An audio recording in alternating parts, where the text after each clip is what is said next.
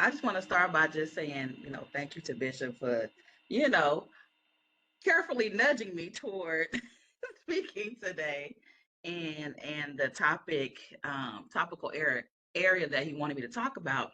At first, I was like, I don't really know what I'm going to say. What's going to happen? And then as life would happen, I was like, oh, I want to talk about this. Oh, I want to talk about that. So, um, I just want to thank God because He is the one who gave me whatever it is that I'm going to talk about. I have about 30 pages here for us to go through. So sit tight and hopefully y'all got y'all's coffee and you're ready to go. Um, no, but seriously, I'm an educator and this topic of a learning community and our church, the church as a learning community, is it's what I do for a living, which is build community, but it's something that's really, really important to me. Um, and that's what I'm going to be talking about. So I hope that you can kind of go with me because I was like, oh, I had a chance encounter. Let me start off with a story because y'all know I love a good story. So I was getting my eyes checked as I do every year. I don't know why, because my vision hasn't changed in the last probably like 15 years, but I do it because I'm supposed to. And I'm at the eye doctor and I'm sitting and there's a gentleman in the waiting room and I hear him talking to the receptionist about how he's a pastor and and all of these, and he does his prison ministry and stuff like that. And I said, and so we were sitting and I just remarked, I started laughing. He was like, what you laughing for? I said, my leader just asked me to speak in church on Sunday. And he was like, well, I'm going to tell it to you like this. And now, you know how you ask for unsolicited advice. This is one of those situations, but I love it because people like say good things. And so he says to me, he said, well, listen, I've been a pastor for so many years and, this is what I've learned and this is what I tell other people. It really don't matter what you think you're going to say because the Holy Spirit is going to come in and take over and say what needs to be said anyway. And I was like, okay, God 1 and 0. So the scripture that it really pointed me to at the end, I'm going to start at the end because after I finished all this studying and thinking about and pondering like what I want to talk about, I started I came to the very beginning of Proverbs, like the very beginning of Proverbs. And so Proverbs 1, um and I'm going to read it in the New King James Version, but in the Message version, I will read the first 6, but in the New King James, I'll read the first one. So let me go back. In the New King James, it says, the Proverbs of Solomon, the son of David, king of Israel, to know wisdom and instruction, to perceive the words of understanding, to receive the instruction of wisdom, wisdom, justice, judgment, and equity, to give prudence to the simple, to the young man, knowledge and discretion. A wise man will hear and increase learning, and a man of understanding will attain wise counsel. But sometimes in the Message version, they just give you a little bit more oomph.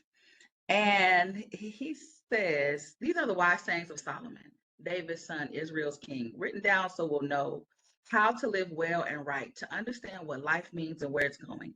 A manual for living, for learning what's right and just and fair, to teach the inexperienced the ropes and give our young people a grasp on reality. There's something here also for seasoned men and women, still a thing or two for the experienced to learn, fresh wisdom to probe and penetrate the rhymes and reasons of wise men and women. And the reason why I feel like it brought me back there is that, that's really what a learning community is. It is everybody. It's not just one versus, 1,000 teaching. It's the entire community of every age range, of every experience, all of that brought into this pot.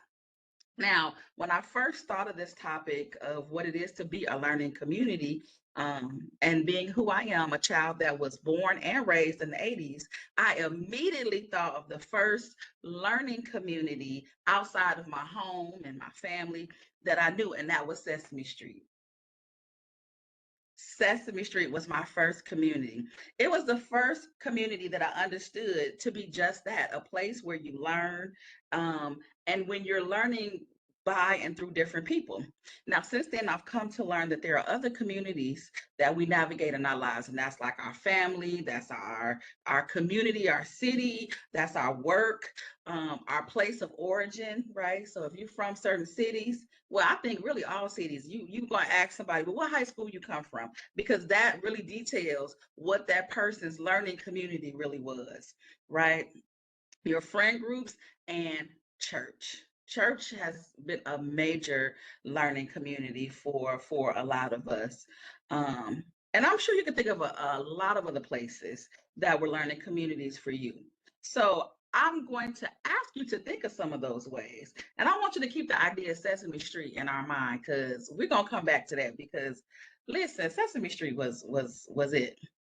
But before I get too heavy, I want to define a couple things. And I wanted to look in Lagos and see if I could find a definition for community and for learning and communities of practice. And so Lagos define community as a group of people that live in close proximity to each other. And this includes their land, social institutions, resources, and community institutions. And it actually gave a synonym for community as neighborhood, right? Which we live in neighborhood, right? And then I headed over, I wanted to look up the word learning, but it veered me to the word education, which is the activity of instruction and learning. And it talked about it in a formal setting. So I kind of put that together and I said, okay, um, I wanted to imagine a definition of what a learning community would look like and what we are really in. And that centers people who are in close proximity, right? So close proximity for us, that would be spectrum of learning, whether it be from a new Christian to a mature Christian to someone really trying to figure out if they're a Christian at all, like all of the ways, right? But that space and proximity, especially when we talk about social institutions, it's about thinking of the ways in which we have developed this sense of community, into a space where other folks can have dialogue and find learning and understanding. So I want to talk about Sesame Street. So this was a community, for those who seem to remember what that set looked like. It was a neighborhood. It was actually set to be a New York neighborhood, right? Perhaps with the brownstones and a few talking animals. I'm pretty sure that doesn't really happen in real life. And then you had a few celebrities in there. But there was a common understanding of what happened in that neighborhood and an acceptance of the value system of the neighborhood. And if you didn't know how to count, we had somebody to teach you how to count. If you didn't understand multiplication, there was somebody to teach you that.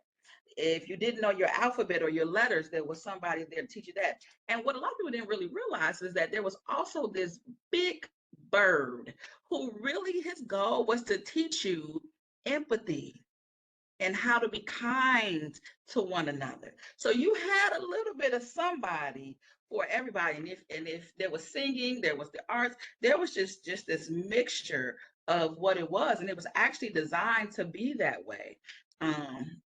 From the very example. And so my other example of that I glaringly look at in the Bible is really was the ministry of Jesus and just how he did it for us, like how he built this learning community, that spanned from who he chose to walk with him as his disciples, to how he developed learning communities just along his way, and how he went through that practice. And so I have 4 points that really speak to what I am thinking in terms of our community, as a learning community. So the first point is a community requires people. I mean, it sounds very simple, but you need people for the community, and you have to have some roles that we can kind of agree upon, right? And so when you look in the book of Matthew, chapter 4, verses 18 through 25, that's where you see Jesus first started to gather his disciples,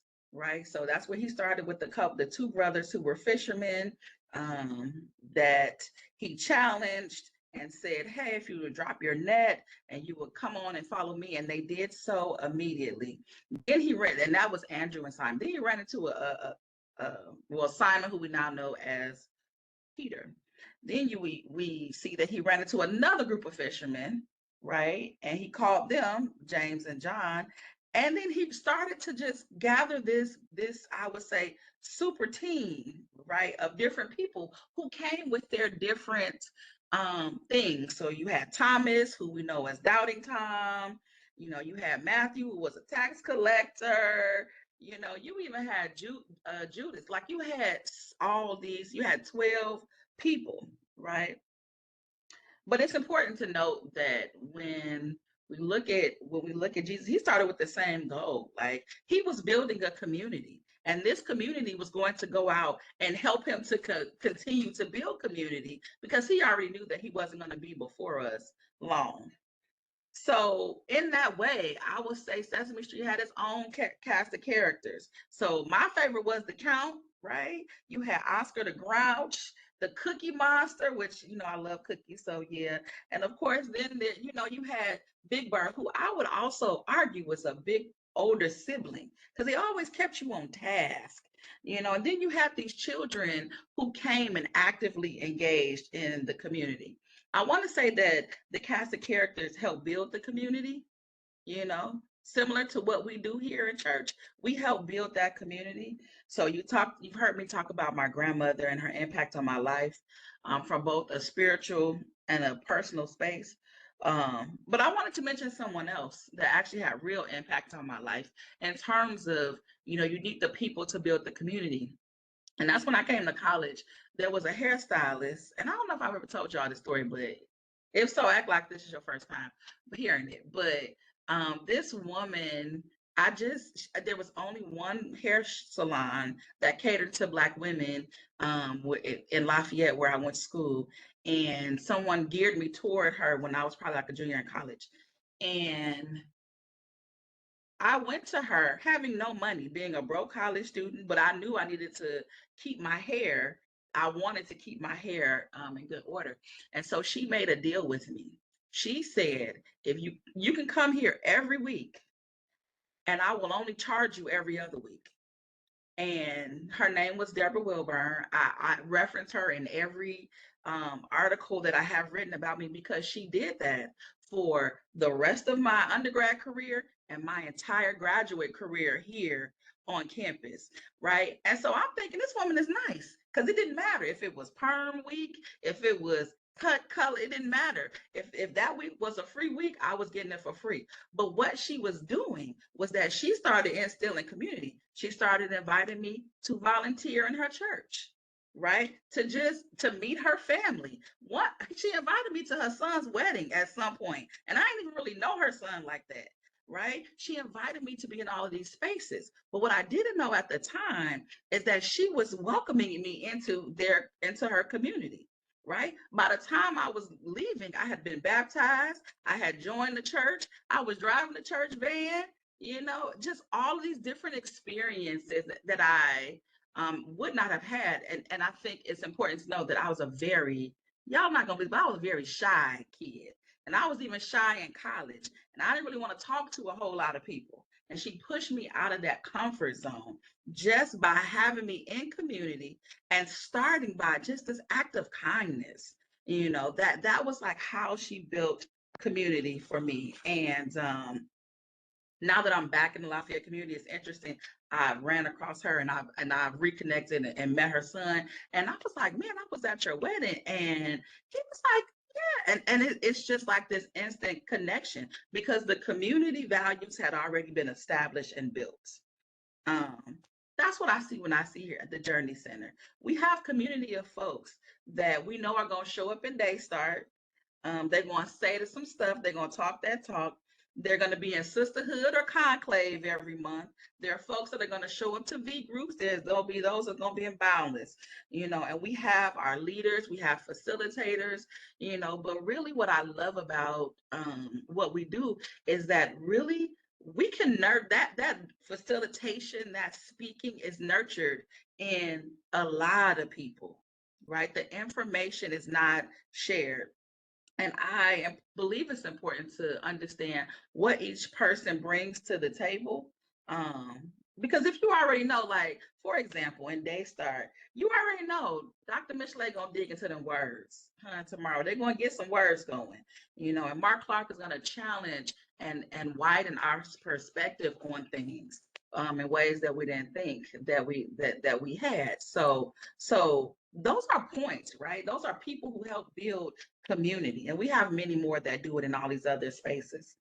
My second point is that a learning community has a vision, right? There's a reason why people are gathering to learn in that community. So I guess the other part of that is that you have to buy into the vision, right? Or you have to at least be willing to hear about it so that you can decide whether this is what I'm going to buy in, right? Like I look at Daystar as like, let's just test that. That's that tiptoe into the water. Let's test it.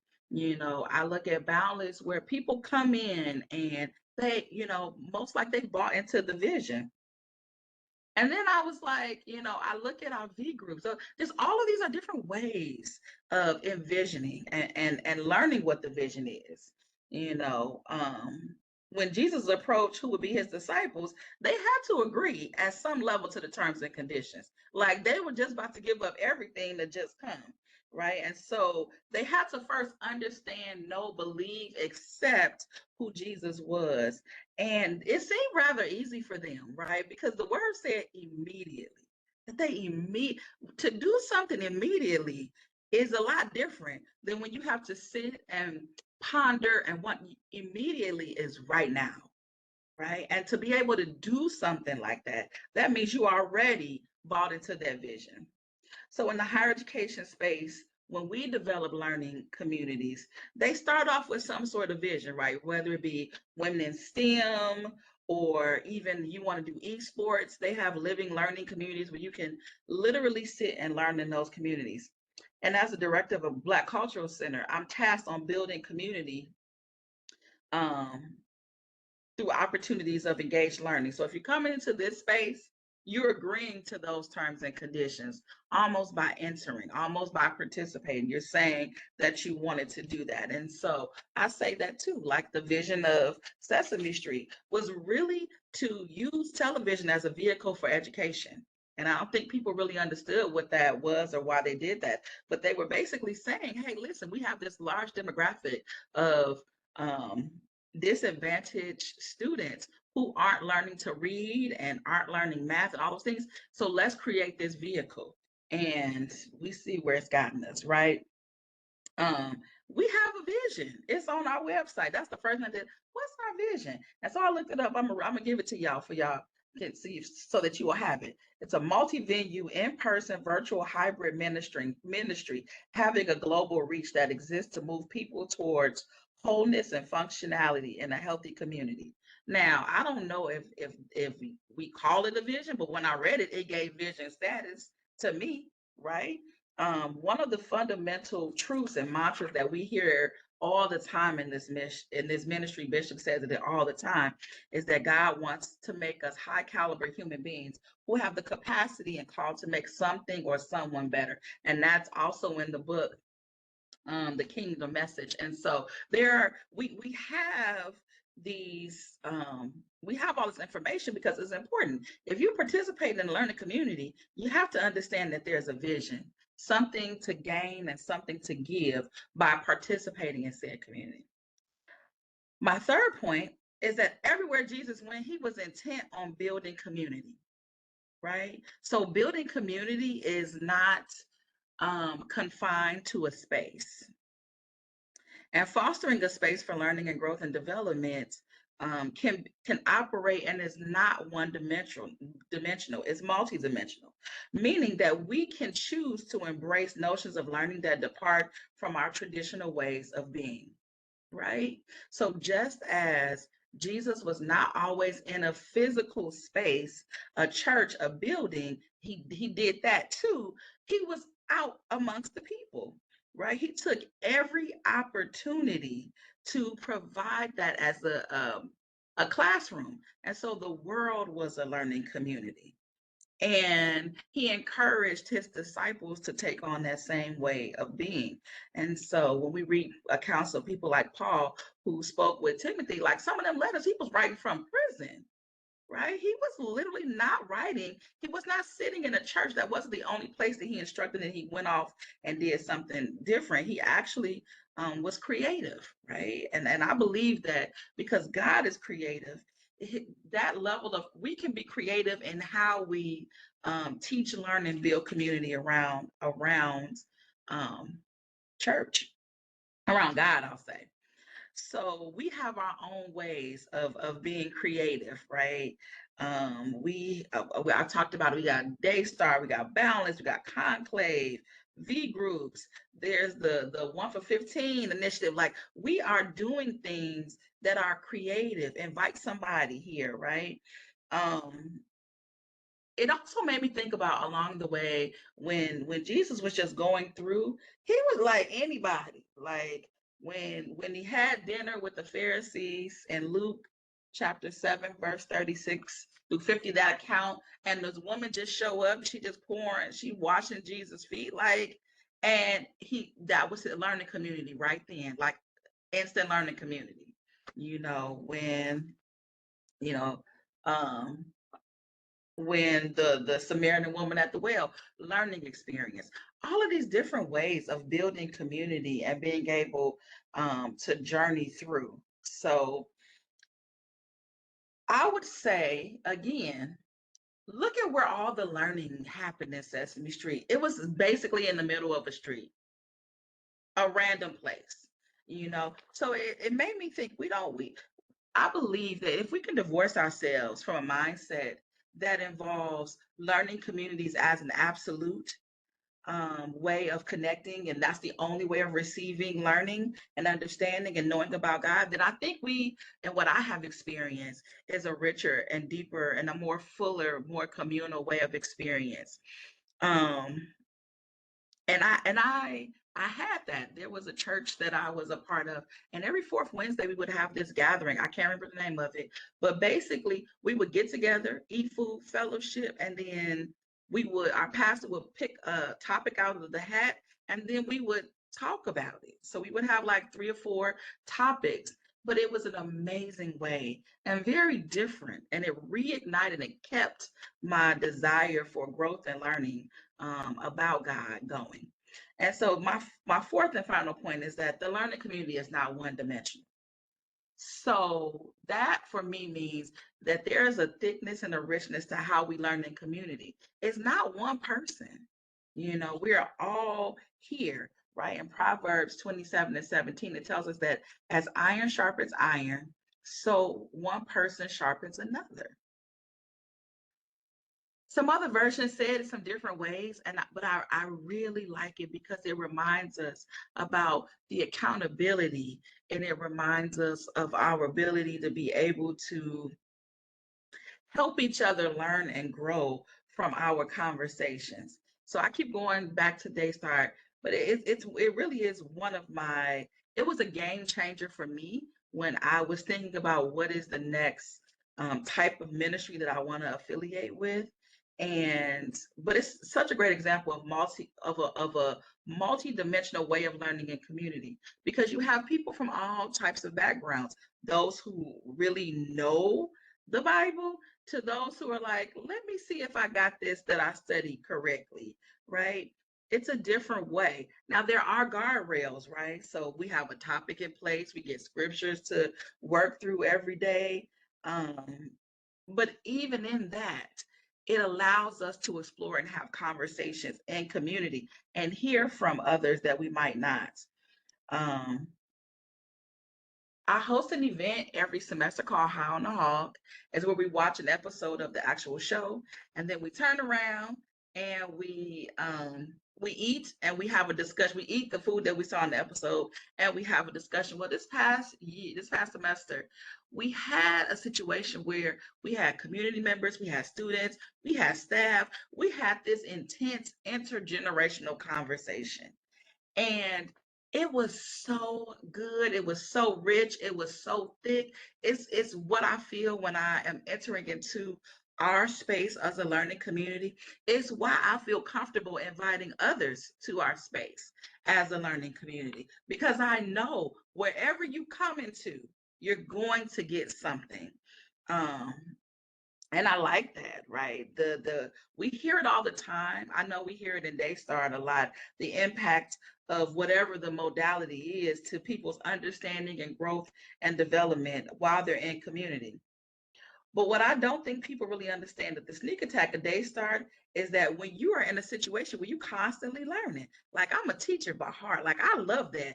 I love to sneak attack information to people that they don't know that it's coming to them, right?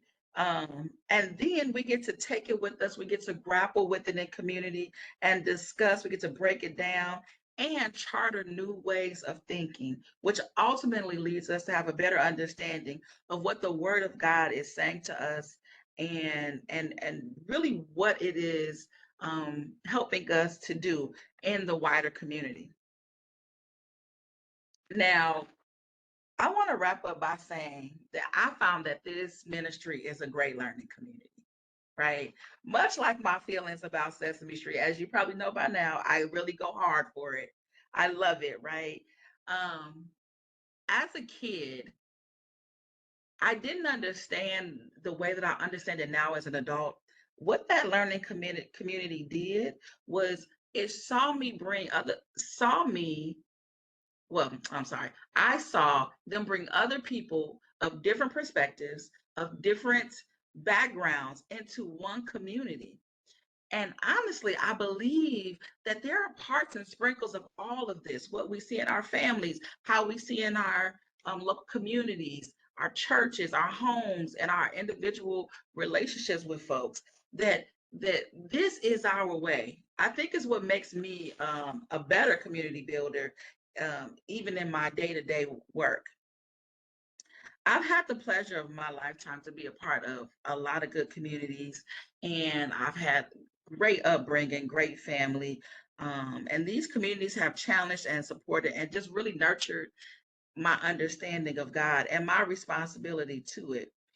I hope today that I've been able to add to your thought and understanding of our learning community, not just in the importance of what we do here, but like I hope that it challenges you to think about what you can bring to this community, right? You know, we be in Daystar waiting on people to pray. Maybe that's you. Maybe that's your calling. I'm gonna get up here. I'm gonna get up and I'm gonna pray in Daystar. You know, when Pastor Sunday we be on the prayer calls, we be waiting. Listen, maybe that's your chance to jump in and say, this is how I want to contribute to the community.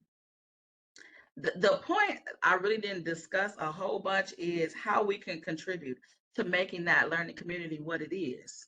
You know, but I hope that that's something that, you know, you can talk about in the future, think about it for your own self or what we might want to do to help us with that level of introspection, you know, because I honestly, really and truly do believe that if we could embrace this notion of of what we do as a learning community and not just embrace it, but help other people embrace it. It's like we introduce people to college. You know, we push them out there, hey, go, you know, do your thing. I want us to do the same thing about this space because I see the impact.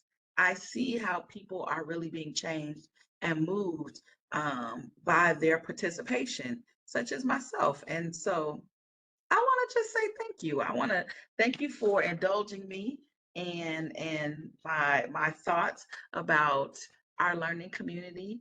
And I hope to, I guess, hear from you all about what you all got out of today and help me to think about learning community because I want y'all to know one of my favorite parts about this is hearing what y'all have to say back because that is so interesting to me. I've never been in a church like that, you know, and I find that that makes not just our learning community, but a learning community is innovative.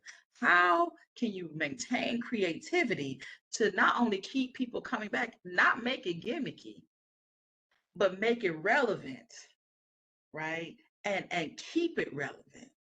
And with that, I'll say thank you.